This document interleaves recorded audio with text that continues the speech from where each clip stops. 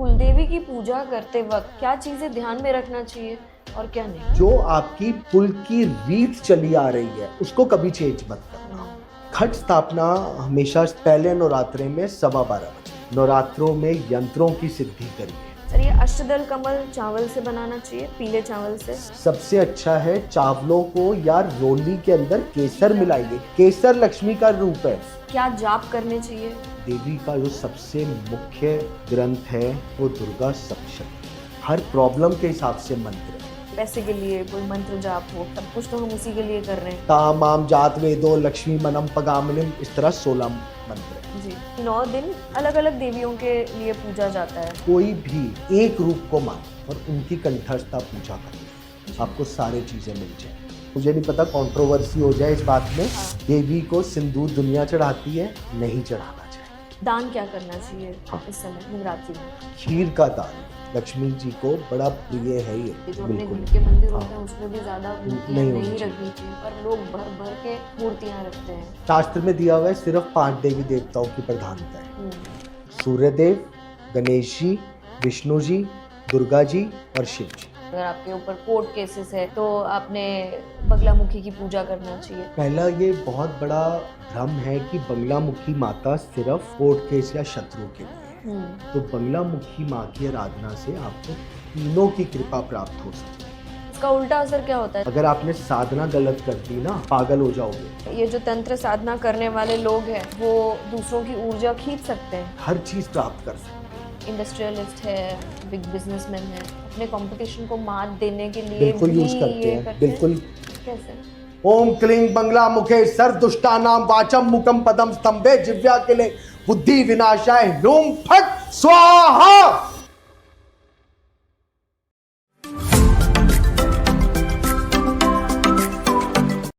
Hello everyone, नमस्ते, welcome back to the Ravya Sarda show. आज हम फिर से लेके आए हैं आपके लिए एस्ट्रोलॉजी से भरपूर एक ऐसा एपिसोड जहां हम आपको बताएंगे, क्योंकि नवरात्रि है तो हम अब आपको बताएंगे कि नवरात्रि में पूजा कैसे करते हैं, साधना कैसे करते हैं, बगलामुखी माता की पूजा कैसे की जानी चाहिए और आप अपने घर पे नवरात्रि के समय जप तप व्रत कैसे करें, किन चीज़ों का पालन करना चाहिए आपको। ये सारी चीज़ें आपको हम बताएंगे आज, लेकिन मैं नहीं, हमारे गेस्ट बताएंगे। He is a renowned astrologer, vastu में स्पेशलिटी है इनकी और ग्लोबली एक्लेम्ड है, इनके क्लाइंट्स भी बड़े बड़े हैं।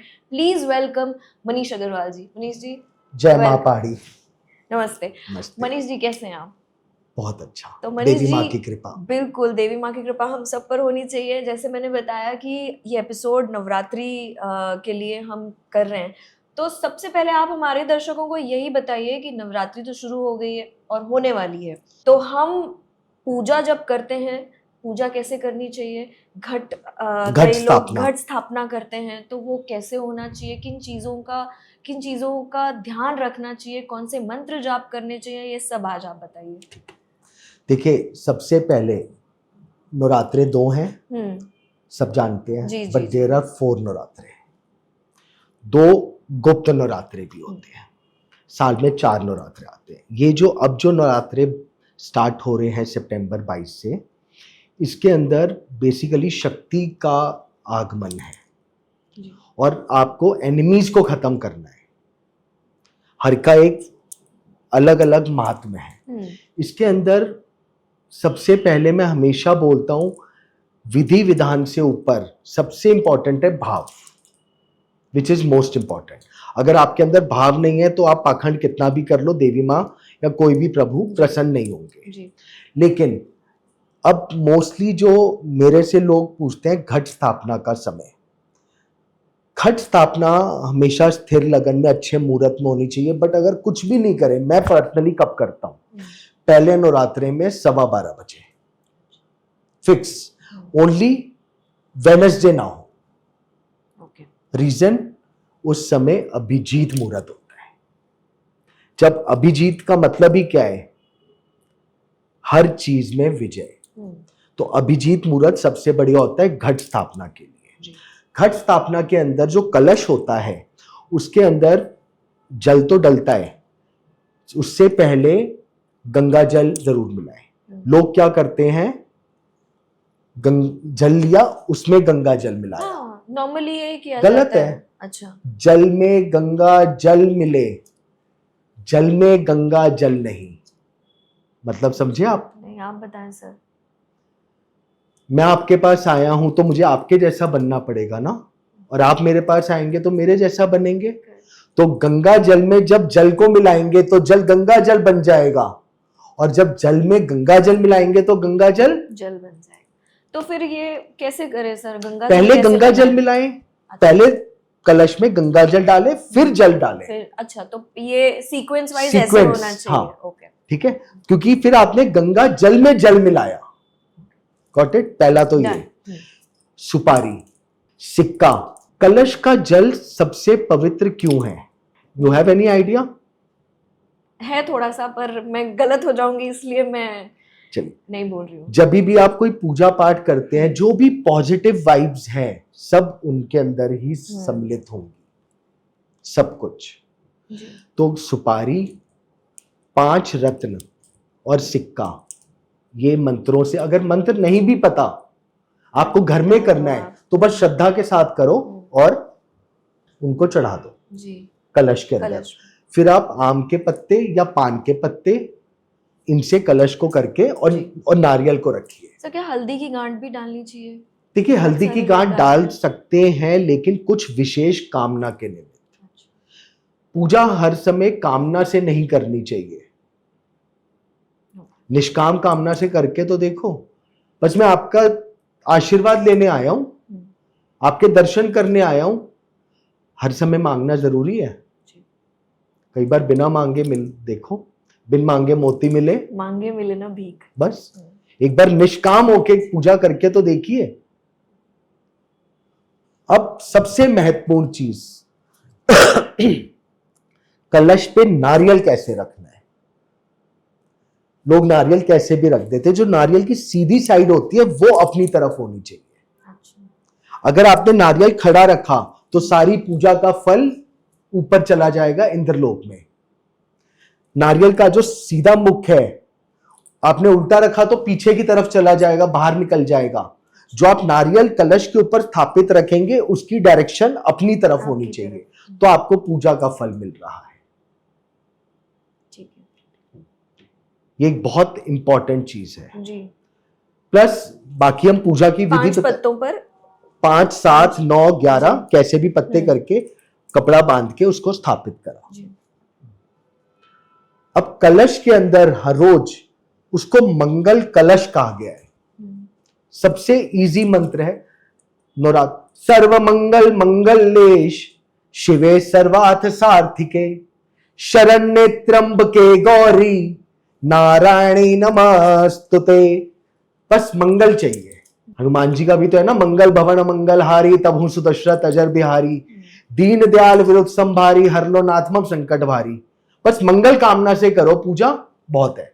तो वो आपने शांति कलश जो स्थापित करा, दैट इज मोस्ट इंपॉर्टेंट। हम लोग जो मूर्तियां स्थापित करते हैं, फोटो करते हैं, पहले के युगों में तो मूर्ति का चलन ही नहीं था, यंत्रों का होता था। नवरात्रों में यंत्रों की सिद्धि करिए, हम इसके बारे में भी बात करेंगे। हाँ, यंत्रों की सिद्धि करिए, अपने ऑरा को शुद्ध करिए। छोटी छोटी चीजें आप करके देखिए, आपको फर्क दिखेगा। तो कलश जब स्थापना हो गई तो अब सब लोग उसमें गेहूं जौ डालते हैं, जबकि गेहूं जरूर डालनी चाहिए। जौ से पहले गेहूं। कनकधार, कनक क्या है? गेहूं।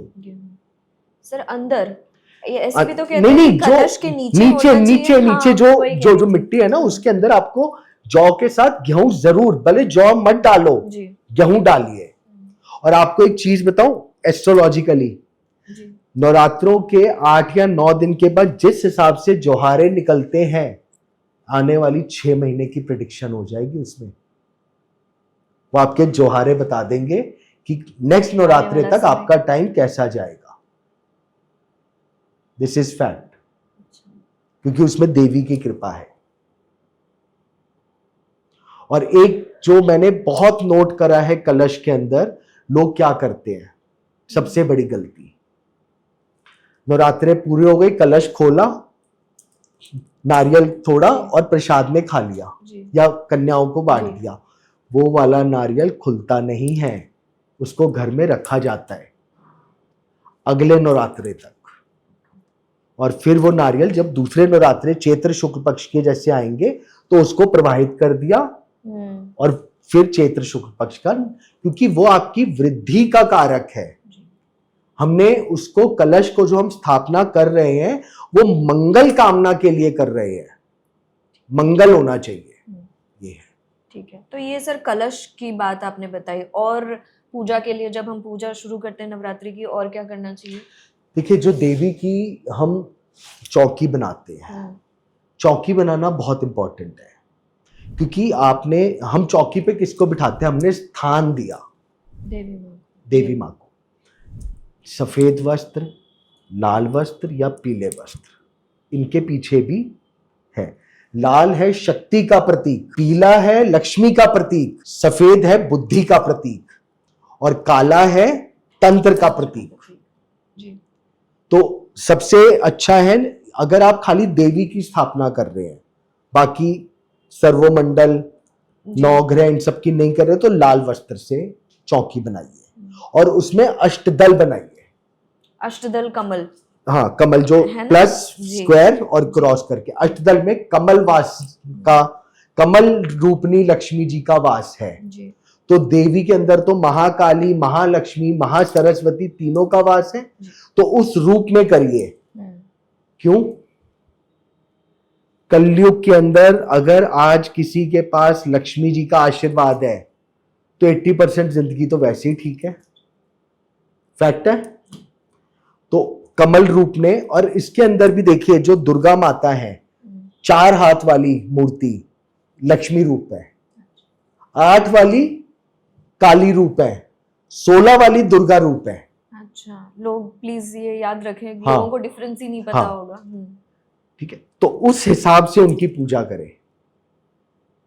आपने कमल का बनाया, स्थापित करा, आपको एक बड़ा छोटा सा और अचूक उपाय बता रहा हूं कम नवरात्रों में।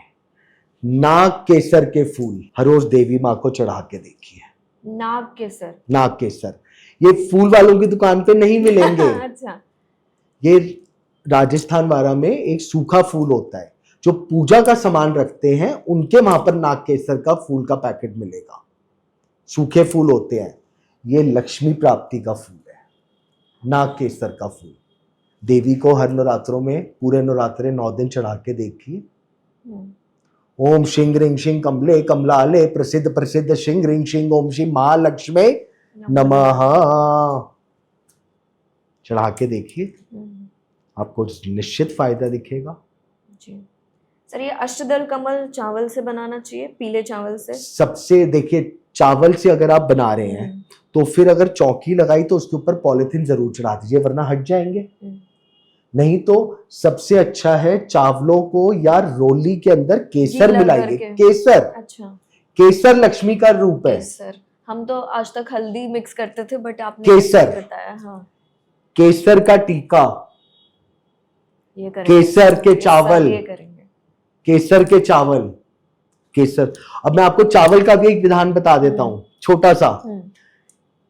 हम लोग सूखे चावल चढ़ाते हैं, एक बार धुले हुए चावल पितरों को यूं चढ़ाए जाते हैं, और 3 बार पानी से धो करके चावल देवी देवताओं को चढ़ाए जाते हैं।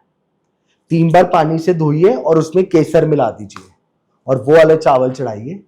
लक्ष्मी प्राप्ति का बहुत अच्छा उपाय है, बट इकट्ठे मत रखिएगा कि 5-7 दिन के, क्योंकि गीले हो गए, फुई आने का चांस हर रोज करें। जी जी जी, शुद्धता ही बहुत इंपॉर्टेंट है। पर ऐसे भी आप जब केसर डाल के सुखा दो उसको, वो सूख जाएंगे। सूख जाएंगे, हाँ, बिल्कुल। देखिए, मैंने आपको कलश और सब कुछ बताया, देवी की चौकी कैसे होनी है, सब कुछ बताया, लेकिन सबसे इंपॉर्टेंट हमेशा बोलता हूँ संकल्प लेना जरूरी है। संकल्पित पूजा होना बहुत जरूरी है। संकल्प जरूर कराइए। ओम विष्णवे नमः, विष्णवे नमः, विष्णवे नमः। पूरा नहीं भी आता तो अपना नाम गोत्र बोल के कि हे देवी माँ, मैं आपकी पूजन करने जा रहा हूँ, इसको स्वीकार करो, और गणेश जी के आगे छोड़ दो। संकल्प ले रहा हूँ। और पूजन पूरा होने के बाद जमीन में थोड़ा सा जल डाल के ओम इंद्राय नमः, ओम इंद्राय नमः, ओम या शक्राय नमः। ये दो चीजें जरूर करनी है, तब आपको पूरी पूजा का फल मिलेगा। जी जी सर, ये जो आपने बताया संकल्प लेना, एक सिर्फ मेरे मन में ये सवाल है कि संकल्प लेने से हर साल आपको ये पूजा करनी होती है, ऐसे होता है? नहीं, संकल्प तो डेली की पूजा में चाहिए आपको। हाँ, रोज सुबह शाम जो कर रहे हो। हाँ, ऐसे तो नहीं ना, मान लो आज इस साल हमने संकल्प ले लिया, पूजा कर ली, लेकिन हम अगले साल हो सकता है किसी काम में हो या कुछ हो आज का संकल्प हर रोज नवरात्रों में आप अगर सुबह और शाम दोनों टाइम पूजा कर रहे हो तो संकल्प दोनों टाइम बस, या जो अपनी विशेष कामना है उसको ले लीजिए, स्वीकार करिए, या बुद्धि प्रदान करो, बच्चे की प्राप्ति है, जो भी विषय मन में कर लो। अपने घर का एड्रेस बोलिए, गोत्र बोलिए, अपना हमारे व्यापार का नाम बोलिए। हाँ, हमारे इसमें जैसे जल लेके वार बोलते हैं, आज वार प्रॉपर तो ये ओम विष्णवे नमः, विष्णवे नमः, विष्णवे नमः, ओम द्वितीयपराय श्वेतापरे वसवंतरे अष्टवंतरे कलयुगे कल्कि चढ़ने प्रथम चढ़ने जम्बूदीपे भारत खंडे भारत वर्षे उत्तर प्रदेश क्षेत्र गाजियाबाद, ये कहते हैं नोएडा क्षेत्र, इस तरह से पूरा चलता है। बट पूरा संस्कृत का तरीका बता दीजिए संकल्प लेने का, क्या बोलना चाहिए संकल्प लेते समय? पानी लीजिए, चावल लीजिए, ओम विष्णु ओम विष्णु ओम विष्णु, अपना नाम लीजिए, अपना गोत्र लीजिए, अपने जहां पर आप रहते हैं स्थान का एड्रेस बोल दीजिए, अपने जो भी जिनकी आप पूजा करें। हे प्रभु, पूजा विधि का नहीं मुझको कुछ ज्ञान, फिर भी हे प्रभु मेरा शतत करो कल्याण। मैं आपकी पूजा करने जा रहा हूं, कृपया करके इसको स्वीकार करें और अधूरी पूजा को पूरी करें। मैंने पूजा विधि का नहीं मुझको कुछ ज्ञान, फिर भी हे प्रभु मेरा शतत करो कल्याण। बस मुझे कुछ नहीं पता, बस मैं आपके आगे नतमस्तक हो रहा हूँ। जी सर, एक और सवाल जो आपने बोला पानी नीचे डाल के हाँ, तो पूजा का फल मिलता है, ये माला जाप में भी होता है? जो हर हम चीज जाप में कुछ भी कहते हैं अगर आप जाप करो और आप पानी जल जमीन पर डालकर, वो जो आपने कहा हाँ, है वो बोलना चाहिए, इंद्राय नमः शक्राय नमः। हाँ, इंद्राय नमः शक्राय नमः 3 बार ये बोलना चाहिए। तो ये माला जाप के लिए भी होता है, तो वो माला जाप का फल आपको मिलता है, वरना कहते हैं वो इंद्रदेव ले जाते हैं, क्योंकि उनको वरदान मिला हुआ है ना, 50% वो ले जाएंगे पूजा पाठ का फल। तो इसीलिए जब आप मंत्र जाप भी करें तो ये जरूर करें कि मंत्र जाप होने के बाद थोड़ा जल जमीन पर डालें। और आपको एक चीज और बताता हूँ, अगर आप कोई दान भी कर रहे हैं जी, संकल्प करके करिए। अमावस के अंदर लोग, काफी लोग पंडिताइन को खाना खिलाते हैं मंदिर में, संकल्पित करके करिए। ठीक है सर। सर ये हुई हमारी नवरात्रि की कैसे प्राण प्रतिष्ठा और पूजा करना चाहिए, आपने ये बताया। अब क्या जाप करने चाहिए, कौन से जाप करने चाहिए, ये बता दीजिए। देखिए, सबसे पहले देवी का जो सबसे मुख्य ग्रंथ है, सब कुछ है, वो दुर्गा सप्तशती, कवच, अगला स्तोत्र, कीलक, ये तो करना चाहिए ही चाहिए डेली नवरात्रों में। अब कई लोग कहें कि हम सारा पूरी दुर्गा सप्तशती नहीं पढ़ सकते या हमें संस्कृत नहीं आती, तो आप हिंदी में पढ़ लिए, प्लस कुछ नहीं है तो चौथा अध्याय पढ़ लीजिए, देवी का चौथा अध्याय, क्योंकि उसमें देवता उनकी स्तुति कर रहे हैं। और किसे तारीफ अच्छी नहीं लगती, बस देवता उनकी स्तुति कर रहे हैं, और ये भी कुछ ना कर सके तो देवी के 32 नाम 32 बार कर लीजिए। दुर्गा दुर्गति शमनी, दुर्गा पद निवारणी, दुर्गा मच्छेदनी, दुर्गा साधनी, इस तरह 32 नाम है, 32 बार करिए, आप देखिएगा फर्क कितना आएगा। बाकी दुर्गा सप्तशती के जो 800 श्लोक हैं, हर मंत्र का एक ना एक मतलब है, हर प्रॉब्लम के हिसाब से मंत्र है। मैरिज लाइफ में प्रॉब्लम आ रही है, ओम ज्ञानी नाम पी चेतांसी देवी भगवती ही सा बलाधा कृष महामाए महामाया प्रयच्छति। शहद मिश्री से हवन करके तो देखिए 11 माला का, नहीं तो इस मंत्र का जाप करके देखिए, रिलेशनशिप में सुधार आएगा। सेम मंत्र फॉर रिलेशनशिप। आप हर तरफ से बाधाओं में फंस गए हैं। सर्व बाधा विनुर्मुक्तो धन धान्य सुतानित मनुष्यो मंत्र प्रसादेन भविष्यति न संशया। मंत्र से क्लियर है, सारी बाधाओं का विनाश कर दो, सारी बाधाओं का विनाश होगा। हर दुर्गा सप्तशती में बहुत मंत्र है, सिर्फ मुझे आपकी आराधना करनी है।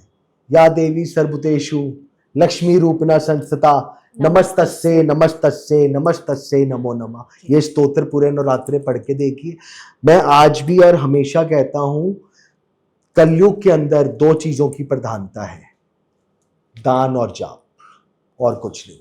और कलयुग सबसे बढ़िया युग है जिसमें आप भगवान को बहुत जल्दी पा सकते हैं, छोटी सी आराधना करके। बस आपके अंदर भाव होने चाहिए। जी सर, आपने ये बता दिया। अब लोग बोलेंगे थोड़ा सा फिनेंशियल सिक्योरिटी, ये वो, उसके लिए, पैसे के लिए कोई मंत्र जाप हो, सब कुछ तो हम उसी के लिए कर रहे हैं। छोटी छोटी रेमेडीज बताऊं? हाँ। देखिए, नवरात्रों के अंदर देवी की स्तुति सब कुछ है, बट सूर्य अस्त के बाद रात्रि के समय बहुत अच्छा है। रात्रि के समय, रात्रि के समय बहुत अच्छा है देवी की पूजा करना। अब जैसे नवरात्रों में जो हम हाथ में मोली बांधते हैं, शाम को देसी घी गाय का लक्ष्मी जी के आगे दीपक जलाइए, इसकी बत्ती बना के लंबी मोली की, ठीक है। हम ये दिवाली पर करते हैं। नवरात्र किसका पूजन है दिवाली पे? लक्ष्मी जी का। देवी माँ के अंदर तो तीनों चीजें हैं जी। हम मतलब सवा हाथ की ये बना के, वो मोली की। अब आपने ये करा, इसके बाद जो मैंने लक्ष्मी मंत्र बताया वो, नहीं तो ओम श्री महालक्ष्मी नमः जी, नहीं तो सबसे बढ़िया है श्री सुतम 16 मंत्र पाठ, तामाम जात वेदो लक्ष्मी मनम पगामिनीम, इस तरह 16 मंत्र है जी, इनका जाप करो, श्री सुतम। आप करके देखिए, आपको धीरे धीरे लक्ष्मी का आह्वान होगा जी। फिर देवी को सबसे प्रिय मीठा पान जोड़ा चढ़ाइए, मीठे पान का, बिना सुपारी का, ठीक है। शरीफा क्या होता है? फल होता है। श्रीफल? नहीं, अच्छा। शरीफा नहीं पता। एक फल होता है, अच्छा, लक्ष्मी प्राप्ति के लिए। और कंधारी अनार दो होते हैं, एक वाइट एक रेड।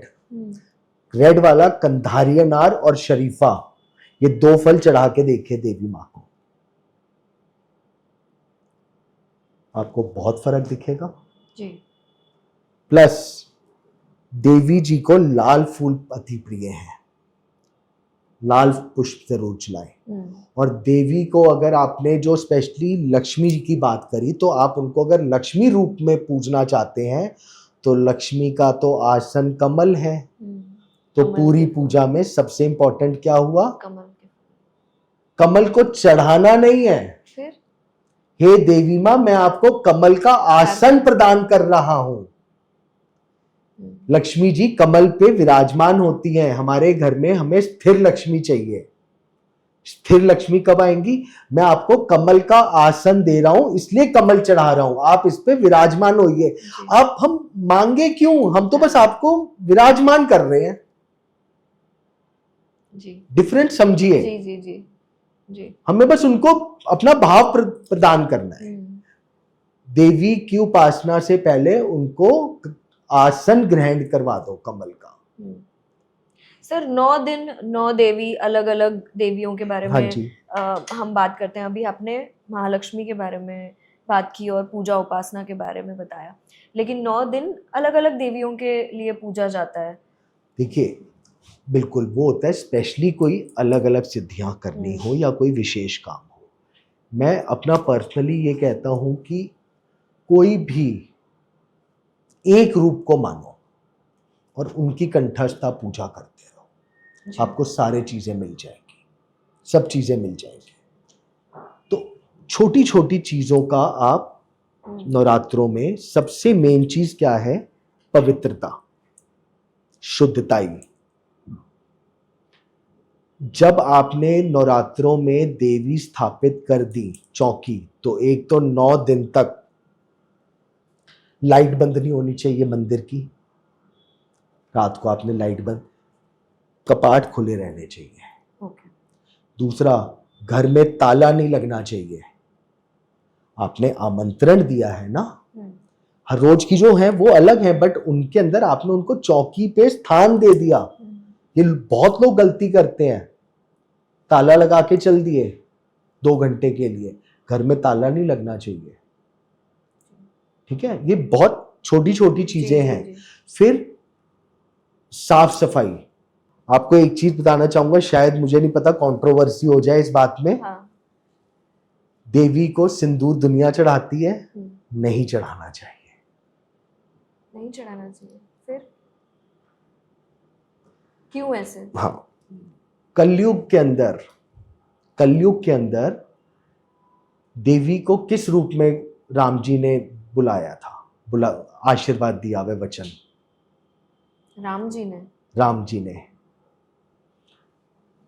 जब राम जी को वनवास हुआ था तो आई एस्केप हर नेम, उन्होंने कहा था मुझे आपसे शादी करनी है। तो राम जी ने कहा मैंने वचन ले रखा है कि मैं एक ही रहूंगा। हाँ। तो उन्होंने वैष्णो माई को वचन दिया था, कलयुग में आपसे विवाह करूंगा। वैष्णो देवी। अच्छा। तो वो अभी कुंवारी है, कल की अवतार में। अच्छा, ये नहीं पता था। कल की अवतार में वैष्णो देवी में भी आपके 3 रूप हैं, महाकाली, महालक्ष्मी, महासरस्वती। लेकिन अभी वैष्णो माई का जब कल की अवतार का मिलन होना है। ये नहीं पता था सर। मांग में ना चढ़ा के चरणों में रखिए सिंदूर। आप रामायण में जाएंगे तो आपको मिलेगा कि राम जी ने वचन दिया हुआ है कि मैं आपको कलयुग के अंदर आपसे विवाह करूंगा, उस रूप में, कल की अवतार में। कल की अवतार का विवाह वैष्णो माई से होना है। ठीक है, तो सिंदूर आप कह रहे हैं कि मांग में ना पर मांग में सर ऐसे भी चरणों में ही चढ़ाया जाता है ना बेसिकली। मानिए, मैंने देखे हैं बहुत। अच्छा। घर की फोटो के अंदर भी मांग पे लगा देते हैं ना, करते हैं। ठीक है। दूसरी चीज, देवी जी को रेड फूल सबसे प्रिय है, उनका श्रृंगार करिए। एक आप ही हैं राविया जी, आपको सुंदर रहना पसंद है या बिखरे हुआ रहना? सुंदर रहना। बस सजाओ ना, ये मत सोचो सामने क्या कोई देख रहा है, जो आपका मन में आ रहा है भाव, उस तरह से श्रृंगार कर दो। श्रृंगार करो। आज मुझे फूलों का श्रृंगार करना है, आज फलों का श्रृंगार करना है। देवी को अपने मन के अनुसार श्रृंगार करिए और फिर उनका मंत्र जाप करिए। जी। मनीष जी, आपने अभी बताया कि कलयुग में 2 चीजों का बहुत महत्व है, एक नाम जाप और एक दान। तो अब दान क्या करना चाहिए? हाँ। इस समय नवरात्रि में, नवरात्रों में जो दान लिखा हुआ है, जो सर्वश्रेष्ठ दान, देखिए नवरात्रों के अंदर कुट्टू और इसका फलिहार का खाना खाया जाता है। नवरात्रों में अगर आपको दान करना है तो सबसे महादान है अन्नदान। अन्नदान जी। आप अन्न का दान करिए जरूरतमंदों को। दूसरी चीज, एक बहुत अच्छा दान है, क्योंकि देवी में हम कन्याओं को देवी का रूप मानते हैं जी। अगर आप ऑर्फनेज या छोटे बच्चों को कपड़े, पुस्तक, जी, जी, जी। बैग, ये सब दें। अगर आपके बच्चे हैं, पढ़ाई में दिक्कत है, तो देवी को सरस्वती रूप में करके बच्चे के हाथ से विद्या का सम्मान करो। हेल्थ की दिक्कत है तो किसी ऐसे बच्चे की का कर लो कि उसका हम इलाज करवा रहे हैं। इससे सेवा से ऊपर कुछ नहीं है, और अन्नदान हमेशा सबसे बढ़िया है जी। जी। अन्न का दान। अन्न के अंदर भी आप लेके चले खीर का दान और मालपुआ। खीर मालपुआ, लक्ष्मी हवन भी खीर और मालपुड़े से होता है। लक्ष्मी जी को बड़ा प्रिय है ये। ठीक है। और कमलगट्टे की माला। जाप भी कमलगट्टे की माला से बिल्कुल, करना चाहिए? देवी का जाप कमलगट्टे की माला या लाल चंदन की माला। लक्ष्मी के रूप में करना है आह्वान तो कमलगट्टा, शक्ति के रूप में लाल चंदन। तो ये बड़ी इंटरेस्टिंग बातें आप बता रहे हैं। अब जैसे अष्टमी, हम जैसे कुल देवी की पूजा करते हैं नवरात्रि में, अष्टमी के दिन, तो मेरे ख्याल से सारे ही लोग अपनी अपनी कुल देवी की पूजा करते होंगे। तो कुल देवी की पूजा करते वक्त क्या चीजें ध्यान में रखना चाहिए और क्या नहीं? तो आपको सब कुछ मिल जाएगा जी। कलयुग के अंदर एक देवी देवता आपको सारी इच्छाएं पूरी करने का सामर्थ्य रखते हैं। आप बस अपने कुल देवी देवता को प्रसन्न करो। जो आपकी कुल की रीत चली आ रही है उसको कभी चेंज मत करना। जो परंपरा एक चली आ रही है, चाहे वो उसको चेंज किसी को भी नहीं करना चाहिए कि मेरे कहने पे या किसी के भी कहने पे हम उसको, क्योंकि वो एक कुल की परंपरा है। जी। हम क्या करते हैं ना, हम इतने देवी देवताओं को पूजने धोखने लग जाते हैं कि हम अपने कुल देवी देवता को ही भूल जाते हैं। और हमारे यहाँ कहते हैं कि कोई भी काम शुरू करो तो सबसे पहले आपने स्मरण और ध्यान अपनी कुल देवी देवता का ही करना चाहिए। बिल्कुल फैक्ट है, कुल देवी देवता का करना चाहिए। और उसके बाद सबसे इंपॉर्टेंट है, जैसे अब जन्माष्टमी है, कोई भी त्योहार है, मैं सबसे पहले अपने कुल देवी की ही स्थापना करता हूँ। मेरे लिए सारे रूप वही है, उन्हीं से आप करिए। फिर उसके बाद आपकी कोई भी कुल देवी है, मूल ग्रंथ तो देवी का दुर्गा सप्तशती ही है जी। जो उसके अंदर जो आराधना है वो किसी पे नहीं है। अगर आप कुछ भी नहीं कर सकते तो आपको एक 2 मंत्र है बहुत छोटे छोटे, ओम ऐम ह्रीम क्लीम चामुंडाय विच्चे। ये तो निवारण मंत्र, आप जितना करो उतना कम है, सारा दिन करते रहो। ये भी ना कर सको तो खाली त्वम शरणम कर लो। त्वम शरणम मां त्वम शरणम, त्वम शरणम मां त्वम शरणम, त्वम शरणम मां त्वम शरणम। बस मैं आपकी शरण में हूं, मुझे अपनी चरणों में स्थान दे दो, मुझे कुछ नहीं चाहिए। ठीक है, इससे ऊपर कुछ होगा जी। सर, अब नवरात्रि का मुझे सिर्फ एक इंटरेस्टिंग सवाल आपसे पूछना है कि अष्टमी पे या नवमी पे कन्या भोज होता है, बुलाया जाता है। अब आजकल मेट्रो सिटीज में ना क्या होता है कि टिफिन भेज देते हैं, या फिर क्योंकि बच्चे स्कूल में जाते हैं या जो भी है, या वर्किंग मदर्स है, सब बिजी हैं, इसलिए अब ये बताइए कि सबसे बड़ी गलती क्या कर रहे हैं और किस तरीके से ये भोज कराना चाहिए, कन्या भोज कराना चाहिए, किस विधि का पालन करना चाहिए, ये सबसे जरूरी है। हमारे 4 बोले गए हैं नवरात्र। नहीं, फिर ब्राह्मण, शूद्र, वैश्य, क्षत्रिय जी। सबसे पहले जो भोजन का नियम है, आपको, हम लोग भी यही करते हैं, जो 9 कन्या मिली करवा दिया, लेकिन जो शास्त्र कहता है आपकी कामना के हिसाब से भोजन कन्या को कराओ जी। लेट्स से अगर आपके ऊपर कोर्ट केस चल रहा है या कोई शत्रु पे विजय प्राप्त करनी है तो क्षत्रिय की कन्याओं को भोजन कराओ, युद्ध में पराजय विजयी जी। ज्ञान के लिए हर तरफ मंगल चाहिए, आशीर्वाद चाहिए, तो ब्राह्मण की कन्या। इस तरह 4 का नियम है, बट इतना होना पॉसिबल तो है नहीं। आपने नियम की बताया ना, तो ये 4 का नियम दिया। लेकिन कन्या का देखिए, जब हम कन्या को अपने घर में बुला रहे हैं तो हम उनको उस समय कोई जाति पाति नहीं देख रहे, हम उस समय उनको देवी का स्वरूप मान के कर रहे हैं। कायदे से उसके अंदर ये पहला नियम है कि उनके चरणों को धुलाया जाए, भोज से पहले चरण को धुलाए जाए, ठीक है जी। जल को नेत्रों में लगाया जाए क्योंकि वो देवी का, आप कह सकते हैं, चरणामृत है। उसके बाद भोजन में आपका पूड़ी, सब्जी, हलवा या जो भी जिसका है वो जरूर करें। चने की, सूखे चने, आलू, वो व्हाटएवर, जो भी जिसका अपना अपना, कोई लोग सूजी का हलवा करते हैं, कोई आटे का करते हैं, डिपेंड जिसकी जो परंपरा है। लापसी बनाते हैं, हाँ, हम मारवाड़ी, हम लापसी चावल का भोग लगाते हैं। तो जिसका जैसा है वो हाँ। आपने भोग कराया। उसके बाद कन्या को सबसे प्रमुख है चुन्नी देना। अब चुन्नी की जगह वस्त्र हो गए, चाहे कुछ भी, वस्त्र बहुत इंपॉर्टेंट है। अपनी क्षमता अनुसार कुछ भी वस्त्र जरूर दो, मीठा जरूर दो। जो आप वो दे रहे हो वो तो दे रहे हो, बट मीठा जरूर दो।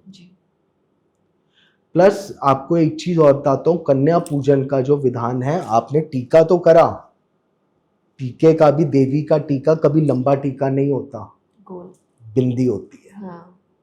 जो देवी की दीक्षा भी लेते हैं वो खाली बिंदी लगा के चलते हैं, देखा है जी। जैसे मेरे पास आपको हमेशा बिंदी दिखेगी, मैं लंबा टीका कभी पूरे साल किसी भी पर्व में नहीं लगाता, क्योंकि देवी का बिंदी है तो आपको बिंदी लगानी है। और चावल लगाइए वही जो मैंने आपको बताया, केसर से। उसके बाद चरणों में, अंगूठों पे दोनों तरफ टीका जरूर लगाएं और उनपे फिर पुष्प रखें कि आप हमारे यहां पर स्थिरता रहे, आपके चरणों की कमल हमारे घर में हमेशा विराजमान रहे, और आशीर्वाद जरूर ले। ये कुछ नियम है जो आजकल मेरे ख्याल से फॉलो नहीं होते। और फिर आजकल तो जैसे बच्चे नहीं आए हैं, अब बिजी है, बांटा तो कर टिफिन दो, भेज दो किसी के यहाँ। चल रहा है, ये खूब चल रहा है। और आजकल इतना ज्यादा हो गया, लोग अपने बच्चों को भेजने में भी डरते हैं जी। अगर कोई, इसमें मैं आपको तंत्र की बात बताऊंगा, अगर कोई तंत्र करना भी चाह रहा है तो वो उसके ऊपर उल्टा पड़ जाएगा। आप बेहिचक अपने बच्चों को भेजिए, नहीं होगा कुछ भी है। आप उनको देवी के रूप में बुला रहे हैं जी। उस समय वो देवी है, आप उनका कुछ कर सकते हैं? कर ही नहीं सकेंगे। उल्टा आप, अगर आपकी कुछ गलत सोच है तो वो उल्टा आपके ऊपर ही पड़ेगी जी। अब एक बहुत इंपॉर्टेंट बात आपको बताता हूं जो लोग मिस करते हैं। पूरे नवरात्रे हो गए, सब कुछ हो गए, कन्या भोजन हो गया, विसर्जन का जी। हमने स्टार्टिंग में कलश की बात करी थी। कलश के जल का नॉर्मली लोग क्या करते हैं? तुलसी में या पौधों में है ना, देते हैं। घर की लक्ष्मी को बोलिए हाथ ऐसे करो, और जो पत्ते थे हाथ पे छिड़को, क्योंकि सारा जो पुण्य है वो तो जल में आया है ना जी, पूजा का फल। तो घर की जो लक्ष्मी है, मतलब आपकी वाइफ, माता जो भी है, उनके हाथ में दो और पूरे बदन पे छिड़को, फिर अपने ऊपर छिड़को, फिर पूरे घर में छिड़को, लॉकर में छिड़को, बाथरूम छोड़ के, उसके बाद पेड़ पौधों पे डालो। जब तक आपने जो जल आह्वान करा है उसको आप ग्रहण नहीं करोगे, और जब आपने हाथों में जल लेने के बाद ऐसे लगाया जाता है। एक बहुत मुख्य नियम है जल का, कलश के जल का, क्योंकि वो सबसे पवित्र जल है, सारी कृपा उसी में ही आई है। ये तो समझ आ गया। अब ये बताएं कि तंत्र क्रियाएं भी खूब होती है नवरात्रि के समय? बहुत होती है। तंत्र तो नवरात्रे, मैंने दुर्गा सप्तशती के जो श्लोक हैं, हर श्लोक वैदिक भी है और तंत्र भी है। तंत्र का क्या मतलब है? मंत्र वही है, बस सामग्री बदल गई। जैसे हम देवी की आरती करते हैं, किसी भी भगवान की आरती करते हैं, बत्ती जलाई और आरती करी। अब घी की बत्ती के साथ आप कपूर, लौंग, इलायची डाल दीजिए,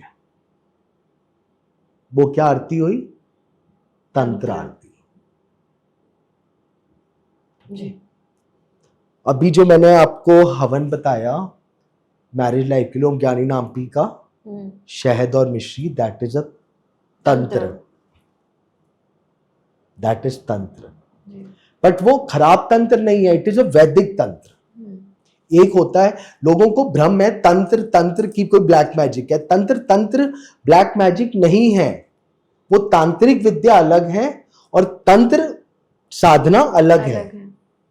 ये आप थोड़ी सी कुछ स्पेशल चीजों को ऐड ऑन करके देवी देवताओं को प्रसन्न जल्दी करें ताकि उनका आशीर्वाद हमें मिल जाए जी। जैसे देवी के लिए, तंत्र के लिए लाल चंदन बहुत इंपॉर्टेंट है। मैंने अभी माला भी आपको बोली थी ना, लाल चंदन के से एक सिंदूर भी आता है ना, कामाख्या सिंदूर, पता नहीं कामाख्या कौन सिंदूर आता है, सिंदूर हाँ आता है एक, या मुझे शायद नाम याद नहीं आ रहा होगा। आता है वो सिंदूर अलग आता अलग है, सिंदूर हाँ आते हैं जो बहुत बहुत महंगा मिलता है, बहुत महंगे मिलते इतना हैं, सा होता है, हजारों रुपए का आता है वो पुदीने छोटा सा, जैसा हाँ। थोड़ा सा दिखता है लेकिन वो बड़ा महंगा वो जो होता है। सिंदूर है वो एक्चुअली में, सिंदूर में नाम मेरे भी निकल रहा है, वो सीता सिंदूर कहा जाता है उसको शायद, सीता जी उसको लगाया करती थी वो तोड़ करके, वो फूल ग्राम्स फूल में को, बिकता है, हाँ, और वो बहुत महंगा वो बिकता है। फोड़ करके पुष्प का एक्चुअल सिंदूर वही होता था जी। ठीक है। अब इसके अंदर क्या है, जो भी आप पूजा पाठ कर रहे हैं, आप थोड़ी सी या तो एक मंत्र जाप कर रहे हैं या उसमें कुछ विधियां ऐड कर दीजिए। नवरात्रों में मैं हमेशा कहता हूं कि जितना हवन कर सको उतना अच्छा, जी। नियम के साथ, सुबह के समय, शाम नियम के समय। नियम के साथ। अब आपको थोड़ी साधना करनी है, हम उसकी चर्चा करें। लाल वस्त्र पहनो, लाल धोती या लाल कुर्ता पजामा, वैसे तो धोती का नियम है, लाल धोती पहन के साधना स्टार्ट करो देवी की, सुबह भी शाम भी। और अर्धरात्रि के समय त्रूर संध्या अगर मिल जाए, मुहूर्त है ये, अर्धरात्रि त्रूर संध्या के समय अगर योग बन जाए नवरात्रों का तो वाक सिद्धि प्राप्त हो जाती है। ये समय कौन सा? 3 बजे बाद एक मुहूर्त आता है, अच्छा। त्रूर संध्या तो रात हो गई, और कुछ गोचर के हिसाब से और मुहूर्त निकलता है वाक शुद्धि के लिए।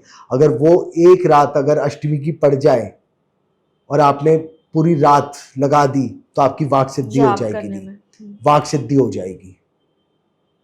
वाक सिद्धि से आप कुछ भी कर सकते हो, बट उतना पेशेंस भी नहीं है लोगों में।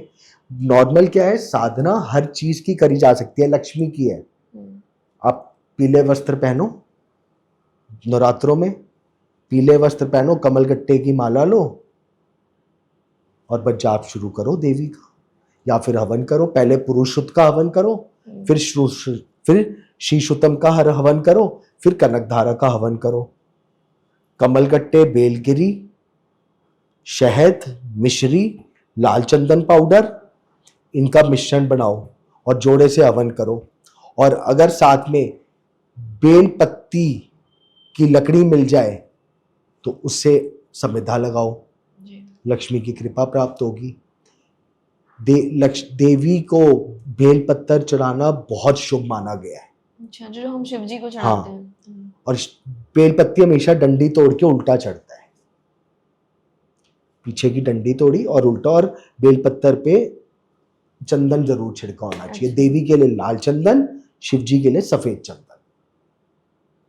ये कुछ नियम है। ये थोड़ी आपकी साधना की तरफ की चीजें आ गई, अगर आपको साधना करनी है, ठीक है। अब इसके बाद अगर आपको देवी की खाली निष्काम साधना करनी है, आप क्या करेंगे?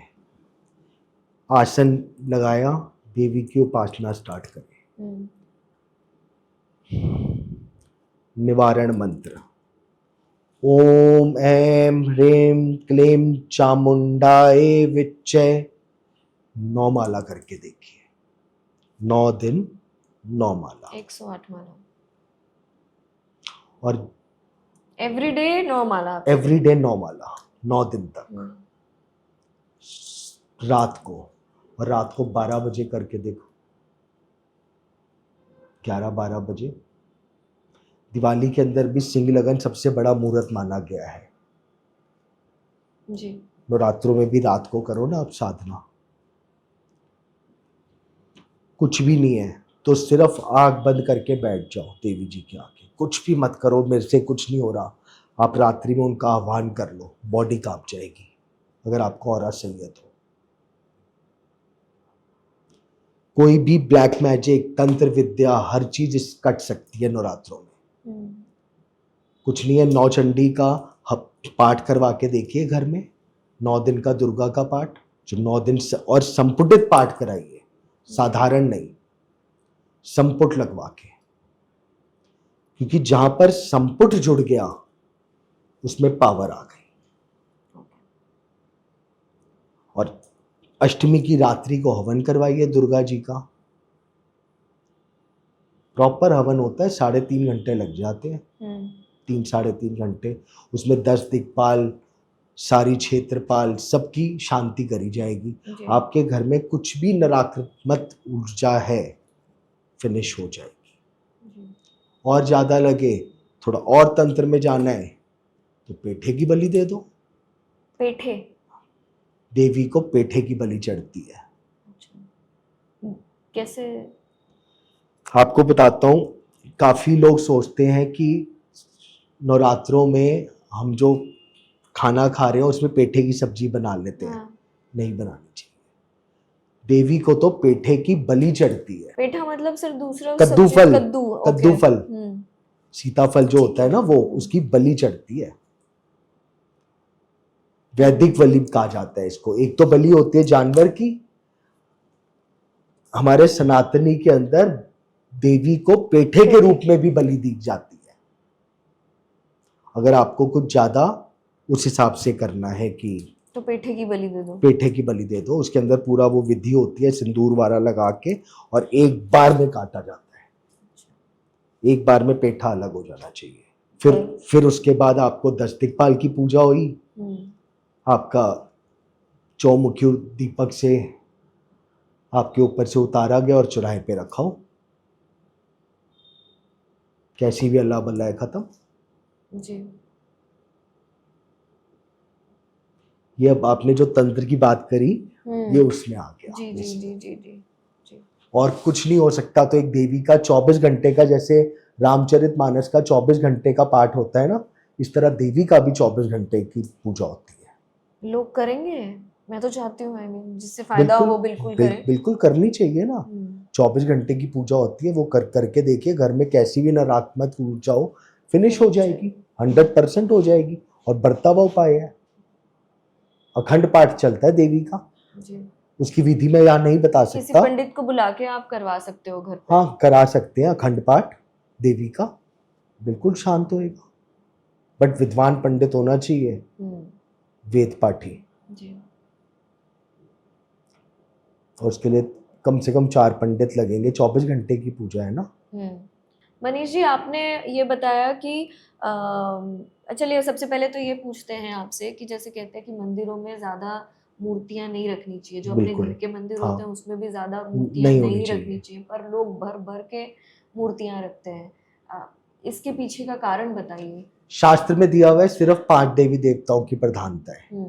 सूर्यदेव, गणेश जी, विष्णु जी, दुर्गा जी और शिव जी।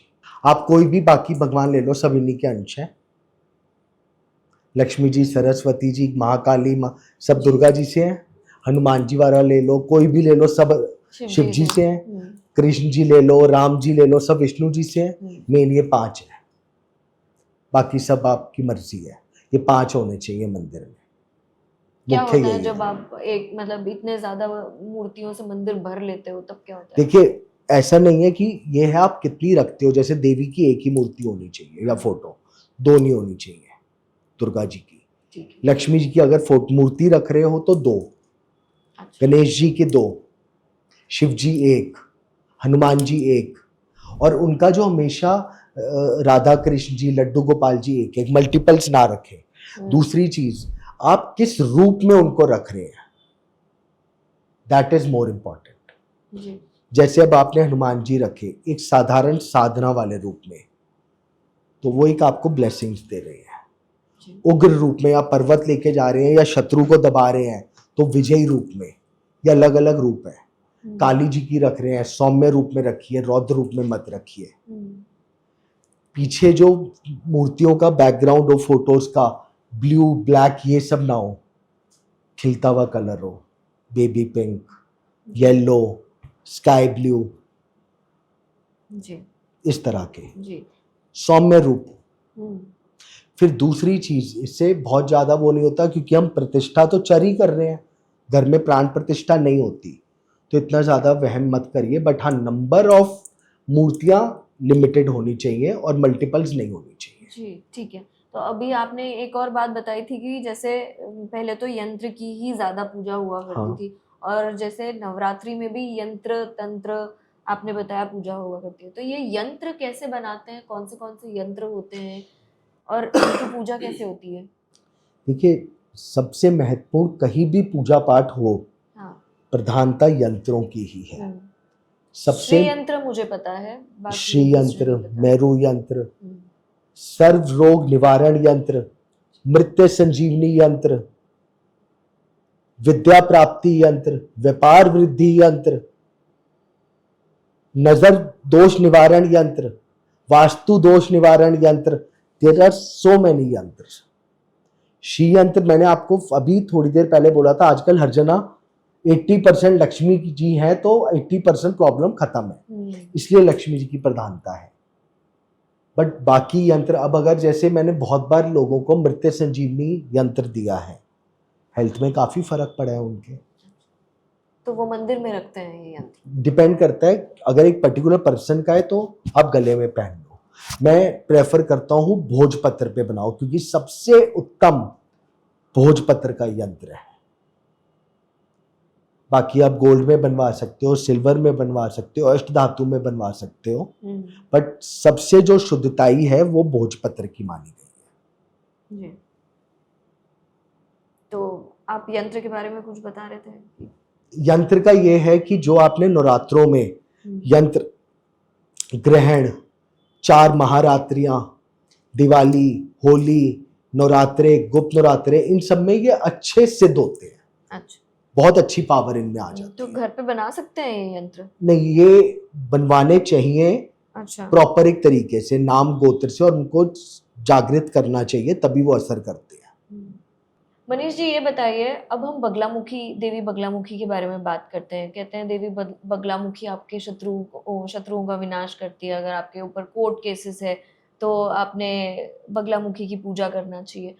तो और ऐसे भी हम तो मानते ही हैं कि नवरात्रि के समय शक्तियाँ और ज़्यादा एक्टिव होती हैं। तो कौन सा ऐसा दिन है जब माँ बगलामुखी की पूजा करनी चाहिए और माँ बगलामुखी की जो क्या कहते हैं साधना सबसे असरदार होती है? पहला ये बहुत बड़ा भ्रम है कि बगलामुखी माता सिर्फ कोर्ट केस या शत्रु के लिए है। जो मुख्य मंदिर है नलखेड़ा, एक तरफ महाकाली, बीच में महालक्ष्मी, महासरस्वती, तीनों हैं। तो बगलामुखी माँ की आराधना से आपको तीनों की कृपा प्राप्त हो सकती है जी। माँ विद्या भी, लक्ष्मी भी, और साथ साथ सरस्वती जी भी। बगलामुखी माँ को क्यों बोला गया कि ये शत्रुओं का विनाश करती है? क्योंकि बगलामुखी, मैं बहुत शॉर्ट में आपको बता देता हूँ, बगलामुखी माता की हाथ में जीभ रहती है। जब उन्होंने, एक कथा है उसकी पूरी, तो जब उन्होंने राक्षस का वध करा था, उसको ना वरदान मिल गया था, वो जो बोलेगा वो सत्य हो जाएगा। तो सारे देवी देवता घबरा गए थे कि अब हम उनको हरा ही नहीं सकते। तब बगलामुखी माँ का आह्वान करा गया, तो उन्होंने क्षण भर में उसकी सारी राक्षसी विद्या खत्म कर, वो सेना खत्म कर दी।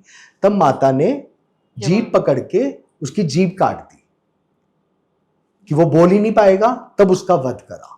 तो इसलिए वो शत्रुओं पे बहुत ज्यादा प्रकोप दिखाती है।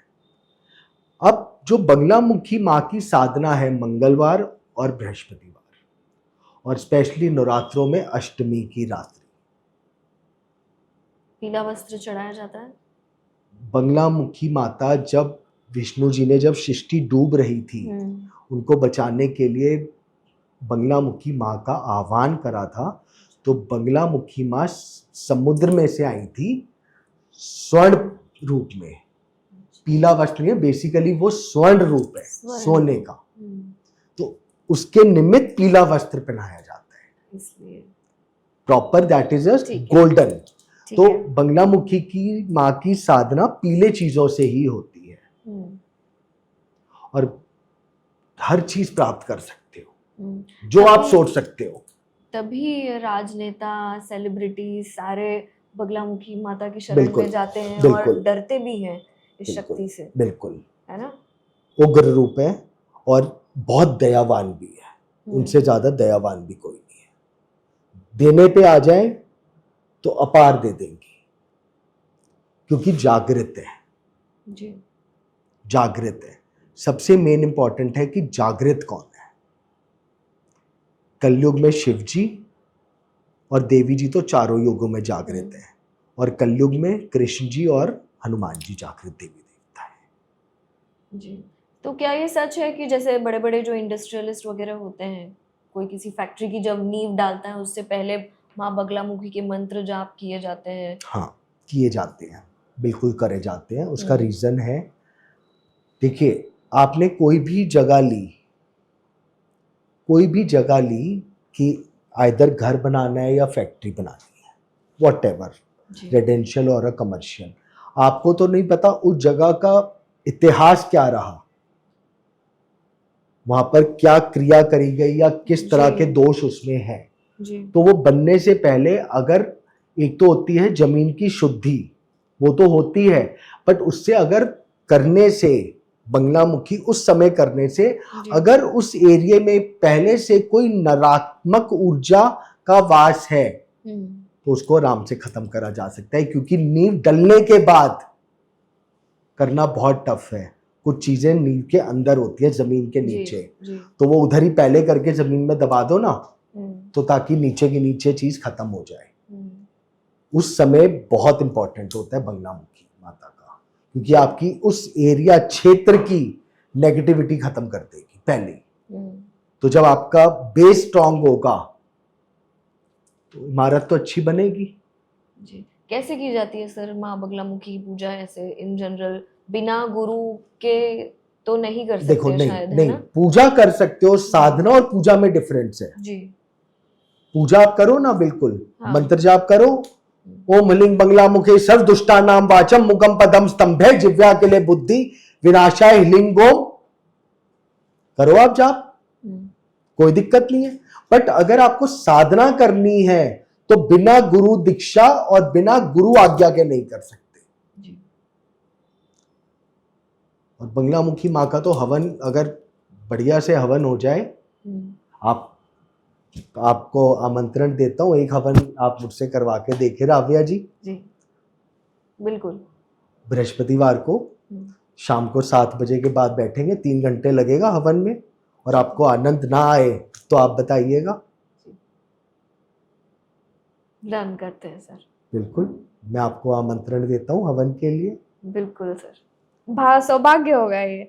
तो क्या महिला भी ये मंत्र जाप कर बिल्कुल कर सकती है। हाँ। मैंने देखिए पूजा और साधना में अलग डिफरेंस है। मुझसे बहुत बार लोग ये करते हैं कि जी आपने पूजा मैंने साधना बोला है, बिना गुरु दीक्षा के मत करो, मतलब उसके लिए गाइडेंस, गुरु मतलब साधना करने का साधना तरीका अलग होता है, सिर्फ एक गुरु बता सकते हैं। गाइडेंस होनी चाहिए, क्योंकि जब आप कोई साधना कर रहे हैं तो आप अपने ऑरा को शुद्ध कर रहे हैं, तो उसको संभालने के लिए भी तो कोई चाहिए। जी। तो अगर मान लो कोई साधना कर रहा है और किसी ने गलत तरीके से कर ली तो इसका उल्टा असर भी होता है। बिल्कुल, तभी तो मैं कह रहा हूँ ना, एक अच्छे विद्वान गुरु की गाइडेंस में जरूर करें। इसका उल्टा असर क्या होता है सर, मुझे बताइए, अगर आप तो जानते ही होंगे। मंत्र में छिपा हुआ है बंगलामुखी के। हाँ। सबसे मेन चीज, बंगलामुखी माता आपका सोच बदल सकती है। अगर आपने साधना गलत कर दी ना तो आपका दिमाग पलट जाएगा, पागल हो जाओगे। इसीलिए कहते हैं गाइडेंस में चलो जी। आदमी, क्योंकि जो ऑरा है ना, जब आप कोई साधना करते हो आपकी बॉडी में ऊर्जा आ रही है, उसको झेलने की शक्ति चाहिए। It is very easy to say I will do that साधना। जन्माष्टमी का तो लोग व्रत नहीं 24 घंटे का निर्जला कर सकते, आप साधना की बात कर रहे हैं। साधना बहुत बड़ी चीज है।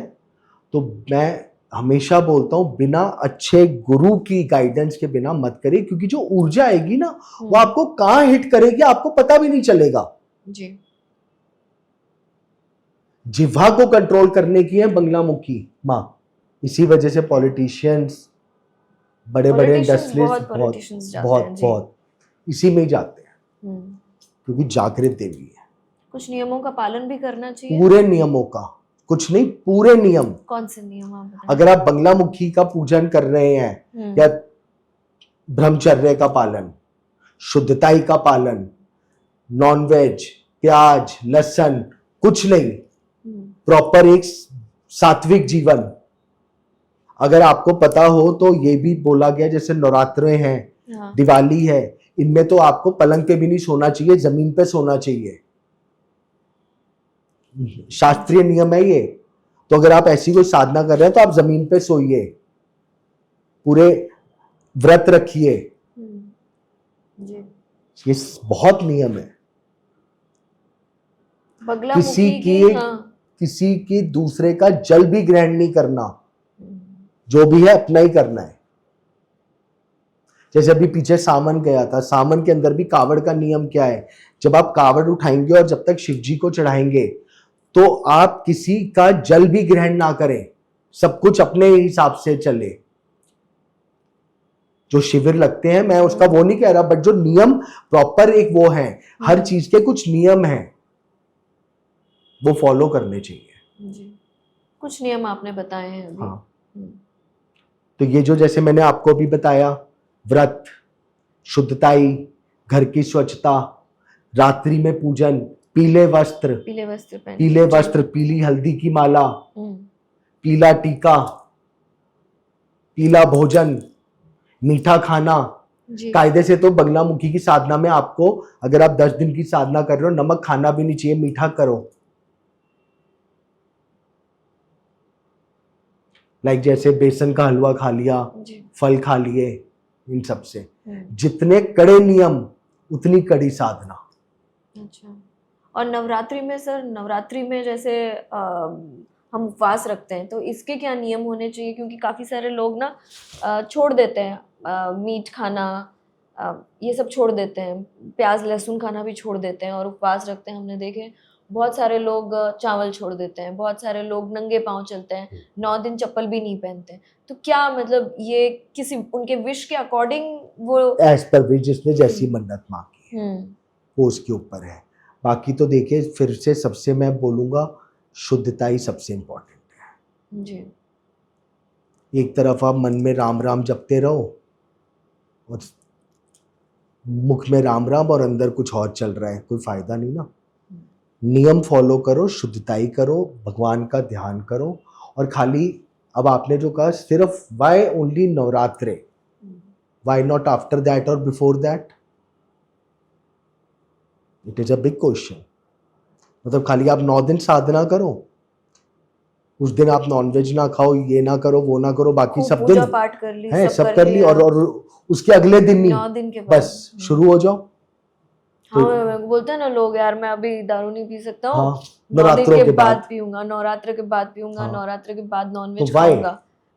उस समय देवी को मानते हैं लोग ज्यादा। तो मतलब बाद में देवी जी नहीं है? मानते हैं, लेकिन नहीं तो बाद में क्या देवी जी नहीं है? बट आप मुझे बताएं ना ये सवाल का जवाब। नहीं तो गलत है ना, अगर आप नियम फॉलो कर रहे हैं तो थ्रू आउट करो ना। नहीं करेंगे सर।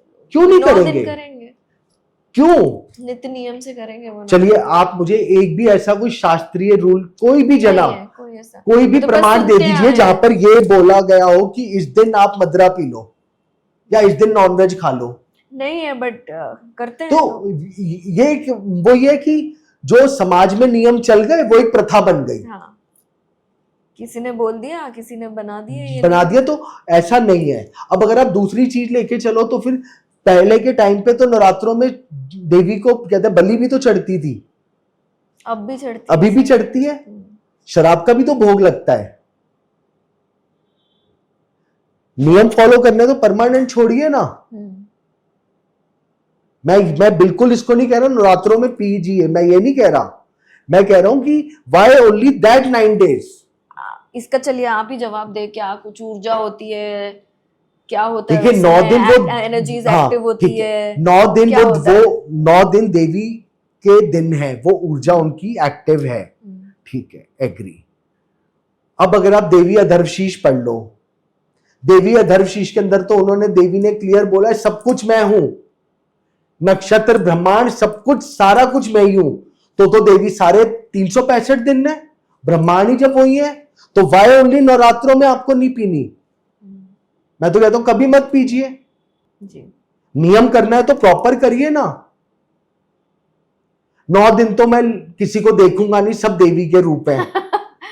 उसके बाद मुझे जाना है, मतलब यही बात हो गई ना।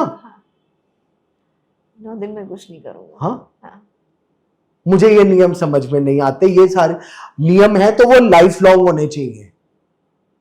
अपने स्वभाव को चेंज करो, सबसे बड़ा नियम तो वो है। अपने अंदर के राक्षस को मारिए जी। कलयुग एक ऐसा युग है कि जिसके अंदर इंसान के अंदर ही देवी देवता भी है और राक्षस भी है। आपको कौन सा बाहर लाना है वो हमारे और आपके ऊपर है। मैं ऐसे नियमों को नहीं मानता। जी जी सर, ये बताएं, जब हम देवी बगलामुखी के बारे में बात कर रहे हैं तो क्या जब 9 दिन कोई नित्य नियम से, कड़े नियम फॉलो करके बगलामुखी के जाप कर रहे हैं, क्या फल मिलता है उसे? जो चाहे मिल जाएगा। मैंने क्या कहा, उनके दोनों तरफ सब कुछ है। सब कुछ मिल सकता है। जो आपकी विश है पूरी करिए। बट एक बार मैं आपके चैनल के माध्यम से बोलना चाहूंगा जी, एक बार 9 दिन नवरात्रों के निष्काम कामना से पूजा करके देखिए। बस मैं आपकी शरण में हूं और आपकी बस चरणों में आपका स्थान, आपके चरणों में स्थान चाहिए जी। इस भावना से एक बार पूजा करके देखिए। एक बार कामना हटा दो, फिर देखो कमाल। क्या पता आपकी कामना है कि मुझे इंडिया का बेस्ट, मेरी कामना है मुझे इंडिया का बेस्ट एस्ट्रोलॉजर बनना है। मेरी सोच तो इतनी है, क्या पता देवी माँ ने मुझे यूनिवर्स का लिखा हुआ हो, वो तो उनके हाथ में है ना। एक बार निष्काम कामना से करके देखिए। ठीक है सर, क्या देवी बगलामुखी की फोटो प्रतिमा घर में रख सकते बिल्कुल हैं? रख सकते हैं। फिर वही आएगा जो मैंने कहा कि मंदिर शास्त्रीय हिसाब से एक ही देवी होनी चाहिए। अच्छा, मल्टीपल मूर्तियां, फोटो मत रखिए। ओके। और क्या ये जो तंत्र साधना करने वाले लोग हैं वो दूसरों की ऊर्जा खींच सकते हैं ऐसे समय में? बिल्कुल खींच सकते हैं। इस तरह की विद्याएं बहुत होती हैं। तो क्या करना चाहिए सर, कैसे ध्यान रखना चाहिए फिर इन सब चीजों का? देखो ये सब चीजें आपको ना ध्यान रखनी ही पड़ेगी कि जैसे मैं आपको तंत्र की कुछ चीजें बताता हूँ। अगर आपके नवरात्रों में या नॉर्मल भी ट्यूसडे सैटरडे को आपको कोई दही आपको दे रहा है या मांग रहा है, ट्यूसडे सैटरडे को, हाँ, दही स्पेशली, या कोई वाइट मिठाई, नहीं देना चाहिए। लेना भी नहीं, देना भी नहीं। कोई वैसे आ गया चीज अलग है, बट अगर इट इज रिपीटिंगली 2-3 बार हो गया तो it mean there is something negativity आपके आसपास आने वाली, मतलब कुछ ट्राई कर रहा है। दूसरी चीज, आप नवरात्रों सैटरडे ट्यूसडे चौराहों का बहुत ध्यान रखें। चौराहों के अंदर मसान देवी की क्रिया करी जाती है। अब भी होता है सर ये सब? बिल्कुल होता है कि कुछ भी करके उतारा करके रख दो मसान देवी की। जो लोग क्रॉस कर गए उनका करावा उनके ऊपर आ गया। तो कैसे पहचाने किसी तांत्रिक साधक को? अब ये तो धीरे धीरे पता चल जाता है। खुशबू आती है? नहीं, ऐसी कुछ नहीं आती है, ऐसा कुछ नहीं होता। देखिए, अब आप चीज़ों से बचाव खुद ही करना है। प्लस जो मैं हमेशा आपको बोलूँगा, कोई भी एक मंत्र उसको रेगुलर चैंट करने लग जाओ, रेगुलरली। कुछ साल 2 साल में उसकी एनर्जी आपके अंदर आ जाएगी और वो आपका एक प्रोटेक्शन कवच बन जाएगा। 90% आपको कुछ हिट नहीं कर पाएगा। जी। कोई मंत्र है सर ऐसा? कोई भी जो आपके कुल देवी देवता हैं, जो आपका मन करे। आप राम राम का ही नाम ले लो, शिव शिव शिव ले लो, दुर्गा दुर्गा दुर्गा ले लो, ओम ऐम ह्रीम क्लीम चामुंडा ले लो, कुछ भी जो आपका दिल करे, भगवान को किसी भी रूप में बोलना शुरू कर दो।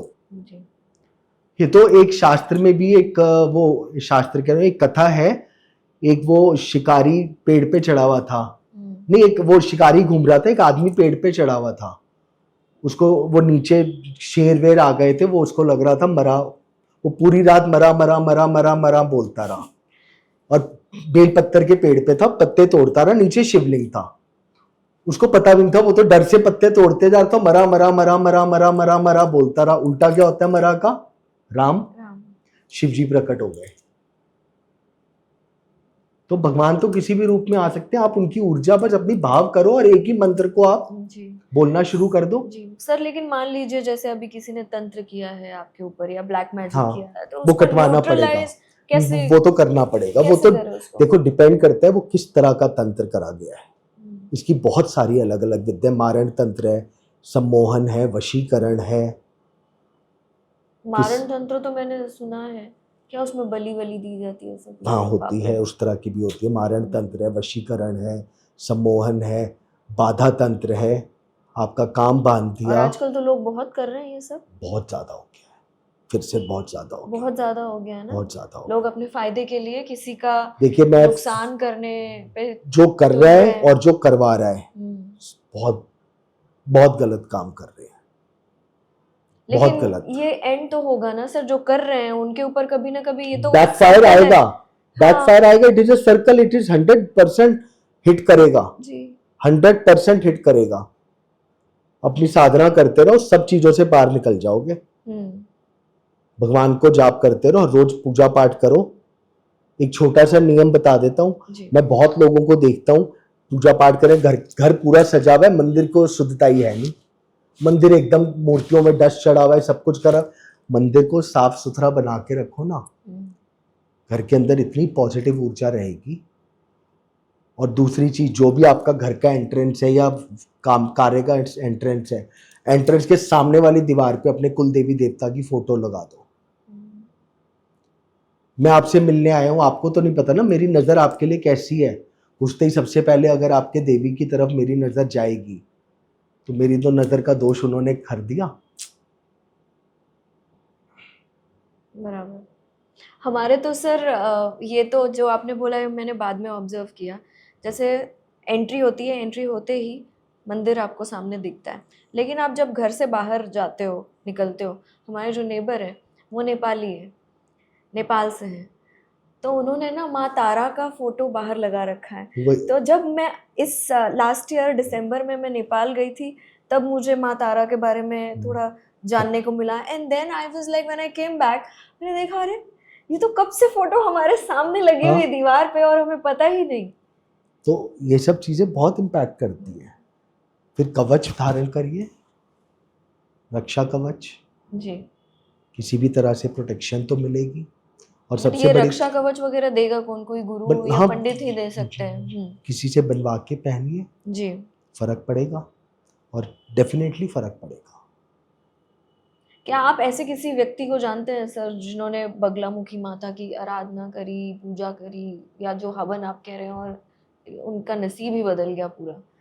बहुत ऐसे, बहुत है, बहुत है सर। ऐसा कोई इंसिडेंट है आप बताएं? देखिए इस तरह के बंगलामुखी के बहुत इंसिडेंट्स हैं। एक मैं आपको इंसिडेंट बताता हूँ। मतलब वेल ऑफ फैमिली थी, उनके धीरे धीरे धीरे धीरे सारी चीज़ें खराब होती गई। मतलब इंडिया के एक पार्ट में ही रहते थे। उनका ये था कि अगर आप स्टेशन से भी उतर जाओ या एयरपोर्ट से भी, खाली उनका नाम ले दिया तो ऑटो या टैक्सी वाला अपने आप उनका ले जाए, छोड़ देगा। और धीरे धीरे उनके डाउन होता चला गया। किसी ने उनके ऊपर तंत्र मैजिक कर रखा था और इस लेवल का हो गया था कि सब कुछ खत्म हो गया और वो खुद भी जेल तक पहुंच गए। तो फिर उन्होंने रेगुलरली, इतना भयंकर तंत्र था, 11 बार बंगलामुखी साधना करवाई, 11 बार लगातार, मतलब 1.25 लाख जाप, उसके बाद हवन और फिर बंगलामुखी अष्टक भी, इस तरह टोटल 11 बार हुए। और फिर आने वाले 3-4 साल में दोबारा उस लेवल पे तो नहीं पहुंचे, बट प्लेटफॉर्म धीरे धीरे बनने लग गए, जो उनके ऊपर झूठे केसेस वाला सब थे, सब निपट गए, वो जेल से भी छूट गए। धीरे धीरे चीजें फिर प्लेटफॉर्म स्टार्ट हुआ और उनकी फैक्ट्री दोबारा स्टार्ट हुई। सर क्या आप जो ये एक किस्सा सुना रहे हैं कि अब जैसे इंडस्ट्रियलिस्ट है, बिग बिजनेसमैन है, अपने कंपटीशन को मात देने के लिए बिल्कुल भी यूज करते हैं, बिल्कुल यूज करते हैं। कैसे? देखिए, फॉर एन एग्जाम्पल, हाँ, मैं इसमें ये कहूंगा कि दूसरे के लिए बुरा मत करो, अपनी रक्षा के लिए करो कि मुझे विजय प्राप्त कर। जी जी जी। अब अगर आज फॉर एन एग्जाम्पल आप सीए का एग्जाम दे रहे हो या एमबीबीएस का दे रहे हो, कोई भी एग्जाम दे रहे हो, तो आप जो एग्जाम दे रहे हो, बाकी तो सारे आपके कॉम्पिटिटर ही हैं, शत्रु हैं, किस किस को आप हराओगे? तो इससे बेटर है ना, बंगलामुखी माँ से अपनी प्रोटेक्शन करवा लो कि मेरा उत्थान कर दो जी। आप तो सोच रहे हो कि आपके 2 कॉम्पिटिटर हैं, क्या पता 5 और तैयारी में आ रहे हो। आपको तो तब पता चले ना जब वो आएंगे। जी, जी, तो इससे बेटर ये है ना कि माँ मैं आपकी पूजा कर रहा हूं, खाली आप बस मेरा ध्यान रखो, मेरे शत्रुओं को तो मुझे नहीं देखना, वो भी तरक्की करें लेकिन मेरी तरक्की में रोड़ा ना बने जी। ये ज्यादा अच्छा भाव है। इस तरह करके देखिए, every one should grow, but किसी की बीच में वो मत करिए। मनीष जी, अब ये बताइए आप कि बगलामुखी माता के जो जितने मंदिर हैं, कई सारे हैं, मुझे एक पता है जो कामाख्या के वहाँ पर भी है, लेकिन सबसे सिद्ध जो कहते हैं वो मंदिर कौन सा है बगलामुखी का? नलखेड़ा। जो नलखेड़ा का प्राचीन मंदिर है, जो उधर तो आपने पांडवों ने भी वहां पर कृष्ण ने उनसे साधना करवाई थी। वहां पर आपकी वैदिक पूजाएं होती है, मीठा हवन होता है शुद्ध रूप में, और सारी इच्छाएं पूरी कर देती है। नलखेड़ा में, जो मध्य प्रदेश के पास। तो अब जो नवरात्रि शुरू हो जाएगी तब तो बहुत रश होगा, बहुत रश होगा वहां पर, और बहुत अनुष्ठान होते हैं। नलखेड़ा के अंदर साक्षात जागृत मूर्ति है। उधर तंत्र क्रिया नहीं होती, नहीं तंत्र क्रिया वहां नहीं होती, उसके लिए दूसरे कांगड़ा या वहां पर जाना पड़ेगा आपको जी। बट होती है बगलामुखी माता मंदिर, तंत्र क्रिया बहुत होती है बगलामुखी माता की, जिसको हम कड़वा हवन बोलते हैं। तो ये जो मीठा हवन कड़वा हवन होता है, ये इसमें फर्क ये होता है, देखिए मीठा हवन होता है घी से, उसमें लाल मिर्च ये सब यूज नहीं होती। शुद्ध 45 तरीके की अलग अलग सामग्रियां, शुद्ध सामग्रियां यूज होती है हवन में। तो ये होता है बंगलामुखी माँ का हवन। अब अगर आप कड़वे हवन में चले जाएं तो नमक, खड़ा डली वाला नमक, हल्दी की गांठ, सरसों का तेल, पीली सरसों, पीले फूल कनेर के, इस तरह के सामग्रियों से कड़वा हवन करा जाएगा। वो कड़वा हवन आ जाता है अगेन तंत्र में। उसके अंदर आपको मुद्राएं चेंज करनी पड़ेंगी। मुद्राएं मतलब सिक्के, बैठने की पोजीशन। हाँ।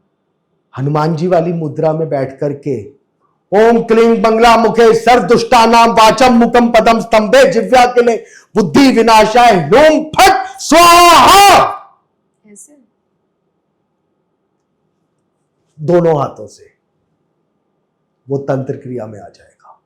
और ये इतनी जोर से ऐसे कहा जाता है। मैं फिर बोल रहा हूं, साधना सिंपल करो, मीठे हवन की तरफ जाओ, घर में साधना करो, मंत्र करो, सब अच्छा होएगा, कोई टेंशन नहीं है। बट लोगों की चाहत बढ़ गई है ना सर, तो अब जैसी जैसी बड़ी बड़ी चाहत होती जा रही है वैसे वैसे लोग करते जा रहे हैं।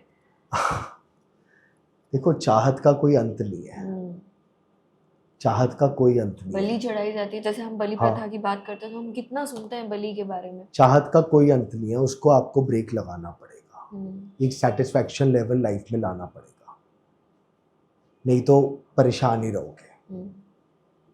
जी, मुझे एक और बात आपसे पूछनी थी। आपने बताया था जैसे हम ये एपिसोड शुरू कर रहे थे तब आपने मेरे लिए भी ये बात बोली थी कि आपको नज़र बहुत जल्दी लग जाती है।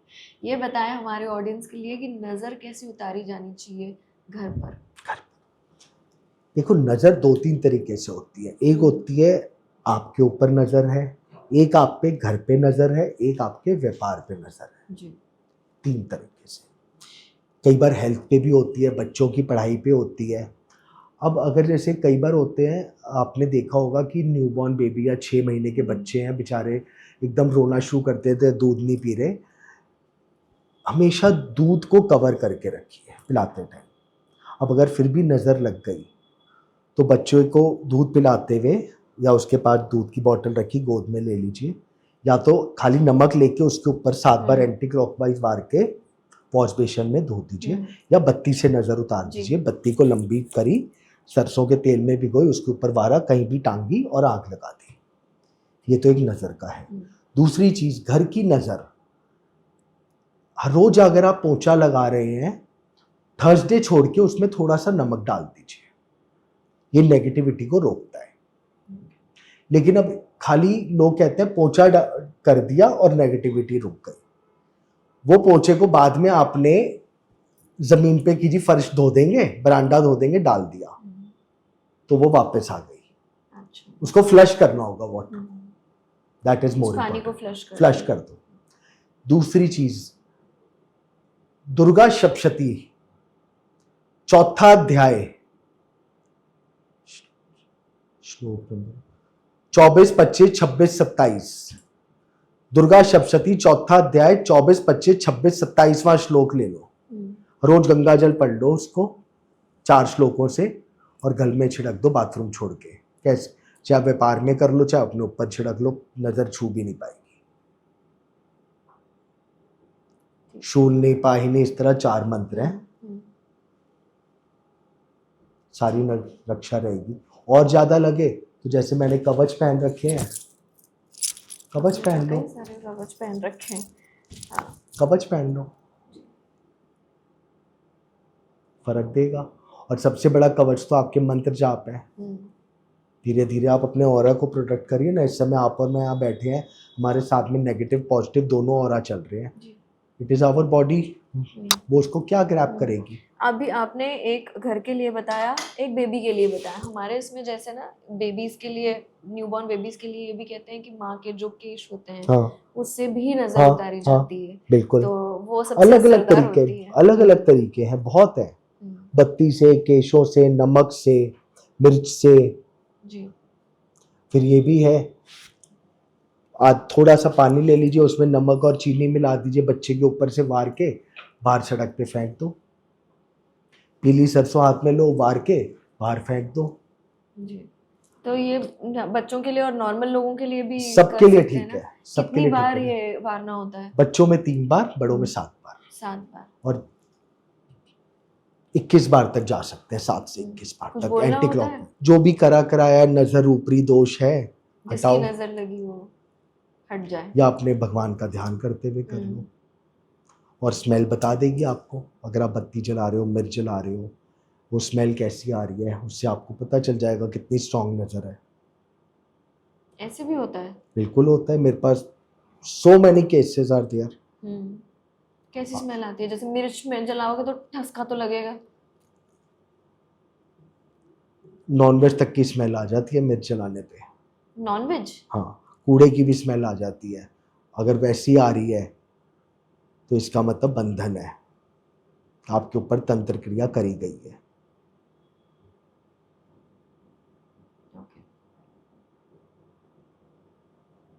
शॉक? हाँ, ये नहीं पता था। अभी ये बता दो सर, ये तो लोगों को पता ही नहीं है। 1.5 साल पहले आपको इंसिडेंट बता रहा हूँ। किसी के बेसमेंट में हवन करवाया था, बंगलामुखी का कड़वा हवन। व्यापार बंधा हुआ था, तो उन्होंने क्या बोला, हमें लग रहा है आप मिर्च ना नकली लाए हो, ठसक ही नहीं आ रही। हाँ। कम से कम 1 किलो मिर्च डाल दी, कुछ नहीं आ रही। हाँ। हमने कहा 5 मिर्च बिना मंत्रों के वैसे ही जला के देख लो, खांस खांस के बुरा हाल हो गया। आप एक कागज लीजिए, उसमें 11 मिर्च डालिए, 1 चम्मच नमक, 1 चम्मच राई, कागज का बॉल बना लीजिए। सैटरडे या ट्यूसडे को रात को 10 बजे के बाद एंटी क्लॉकवाइज बार दीजिए और गैस पे जला दीजिए और स्मेल बता दीजिए, देख लीजिएगा क्या आ रही है। मेरे पास थाउजेंड्स ऑफ बार अपनाया हुआ है और उस क्या स्मेल आ रही है उससे पता चल जाएगा किसके ऊपर किस तरह का क्या किया हुआ है। फिर उस हिसाब से रेमेडी। थोड़ा डिटेल में बताया सर, कैसी स्मेल आती है तो क्या होता है? देखिए, अगर धसक आ गई, इसमें 2-3 चीजें होती हैं। जैसे आपने स्टार्टिंग के अंदर जलाया, कोई स्मेल नहीं आई, लेकिन एंड में आ रही है, उसका मतलब थोड़ा सा प्रयोग तो करा हुआ है लेकिन आराम से ठीक हो जाएगा। या स्टार्टिंग से ही मिर्च की स्मेल आ गई, not to worry, nothing to worry. आपने जलाया, कोई भी स्मेल नहीं आ रही, तो नजर है, पक्का है, नजर लगी हुई है और अच्छी स्ट्रांग नजर है। अभी आपको रेमेडीज थोड़ी करनी पड़ेगी। लेकिन अगर आप वो जला रहे हैं, आपको कुछ अलग स्मेल आ रही है, इस तरह से भी देखा गया है। फैमिली के 4 मेंबर हैं, एक को मिर्च की स्मेल आ रही है, एक को किसी अलग चीज की स्मेल आ रही है, एक को किसी अलग चीज की, तो वो स्मेल से पता चलेगा किस तरह का किया हुआ है। वही तो मैं पूछ रही हूँ, कौन सी स्मेल आपने? स्मेल, नो स्मेल, अब और कौन सी स्मेल? कई बार होता है गंदी स्मेल आती है, जैसे कोई कूड़ा है, कूड़े की, या कोई नाली ब्लॉक है, नॉनवेज बन रहा है, या बहुत गंदी स्मेल, रहा नहीं जा रहा, जी घबराने लग गया, हो सकता है मिर्च खराब हो। बिल्कुल मिर्च खराब हो। तो उसी मिर्च को मैं जरूर बोलूंगा, 11 तो आपने उसमें डाली, हाँ। और उसमें से 11 अलग भी रख लेना बिना कुछ करे। हाँ, तो वो अलग रख के उसको भी जला लेना ना, बाद में अलग पता चल जाएगा। चैलेंज, ठीक है, करके पता चल जाएगा, एक इस तरह से, एक उस तरह से, दोनों में डिफरेंस पता चल जाएगा। ठीक है, नजर इज रियल में, नजर लगती है, नजर पत्थर को काट सकती है, करे कराए से ज्यादा मजबूत नजर होती है।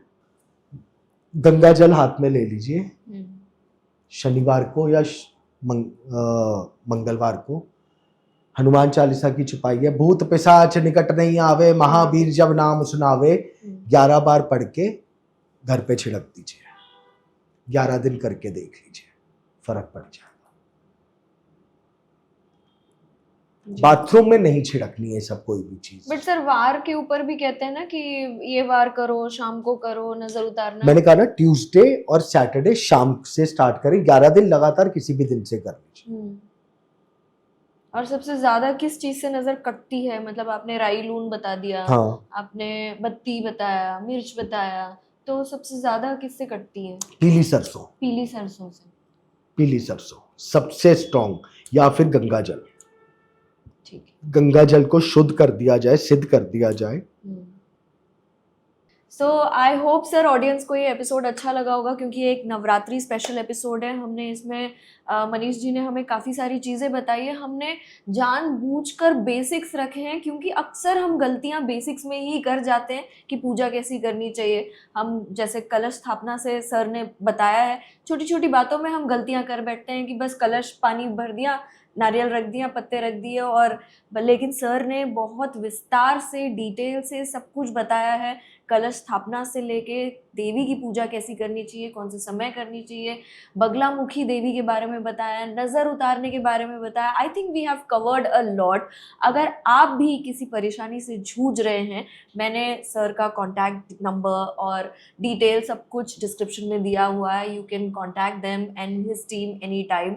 और आपके अगर क्वेश्चंस हैं आप कमेंट्स में डालिए। अगर आपको नज़र लगी है जैसे सर ने बताया, या आपने ये अपनाए हैं, वो भी हमें बताइएगा। अगर हमने जो कवर नहीं किया है वो भी हमें बताइएगा, क्योंकि सर ने जो बताया हमने काफ़ी कुछ कवर किया है, लेकिन हमें नहीं पता कि अलग अलग प्रांत में या अलग अलग जगह कल्चर में किस तरह नज़र उतारी जाती है, किस तरह देवी की पूजा करी जाती है। तो आप हमें ज़रूर कमेंट्स में बताएं। अंटिल नेक्स्ट टाइम देखते रहिए द राव्या सारडा शो।